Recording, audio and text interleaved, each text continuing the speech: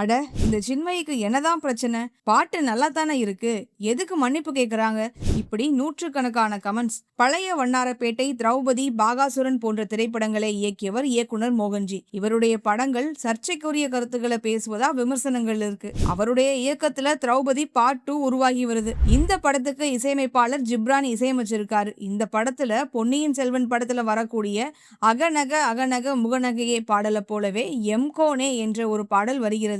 இந்த பாடலை சின்மயி மிகவும் நேர்த்தியாக பாடியிருக்கிறார். பாடல் வெளியான ஒரே நாளில் 1 மில்லியன் வியூஸ் வந்திருக்கிறது. இது இப்படி இருக்க, கமெண்டில் சிலர் மோகன்ஜி படத்துக்கு சின்மயி பாடியதற்கு எதிர்ப்பு தெரிவித்துள்ளனர். இதையடுத்து சின்மயி, நான் மன்னிப்பு கேட்கிறேன், நான் ஜிப்ரானுக்காக பாடச் சென்றேன், நான் பாட சென்ற போது ஜிப்ரான் அங்கு இல்லை, மோகன்ஜி படம் என்று தெரிந்திருந்தால் பாடி இருக்க மாட்டேன், அவருடைய கருத்துக்களுக்கும் எனக்கும் முரண்பாடு இருக்கிறது என்று பதிவிட்டிருந்தார். இந்த பதிவு வைரலானது. மோகன்ஜியின் ரசிகர்களுக்கும் சின்மயின் ரசிகர்களுக்கும் இடையே இணையத்தில் வாக்குவாதம் நடந்து வருகிறது. இதற்கிடையே இயக்குனர் பேரரசு, நீங்கள் பாடியது உங்களுக்கு பிடிக்கவில்லை என்றால் பாடல் பாடியதற்கு வாங்கிய பணத்தை திருப்பி கொடுத்து விடுங்கள், வேறொரு பாடகி இந்த பாடலை பாடுவார் என்று பதிவிட்டிருந்தார். அவருடைய இந்த பதிவை மோகன்ஜியும் பகிர்ந்திருந்தார். இது சர்ச்சையான நிலையில் இப்பொழுது சின்மயின் பின்னால் யாரோ இருப்பதாக மோகன்ஜி வீடியோ வெளியிட்டுள்ளார்.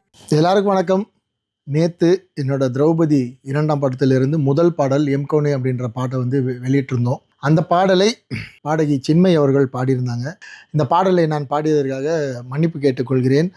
இந்த சித்தாந்தத்தில் பாடம் எடுக்கிறாங்கன்னு தெரிஞ்சால் நான் பாடாமலே இருந்திருப்பேன் அப்படின்னு ஒரு ட்வீட்டை டக்குன்னு போட்டாங்க. எங்ககிட்டயோ இல்லை இசையமைப்பாளர்கிட்டயோ எந்த விதமான விளக்கமும் கேட்காம.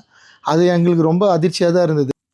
இதே போல திரௌபதி படத்தில் கதாநாயகியாக நடித்த நடிகை ஷீலாவும் அந்த படத்தில் நடித்தது கெட்ட கனவு போன்றது என்றும், இப்போ வரைக்கும் எனக்கு அது ஒரு கெட்ட கனவா தான் இருக்கு. முழு கதையும் சொல்லாமல் தன்னை இயக்குனர் நடிக்க வைத்ததாகவும் கூறியிருந்தார். திரௌபதி படத்தின் கதை முன்பே தெரிந்திருந்தால் நடித்திருக்க மாட்டேன் என்றும் கூறியிருந்தார். இப்போது சின்மயும் அதே போல சொல்லியிருக்கிறார்.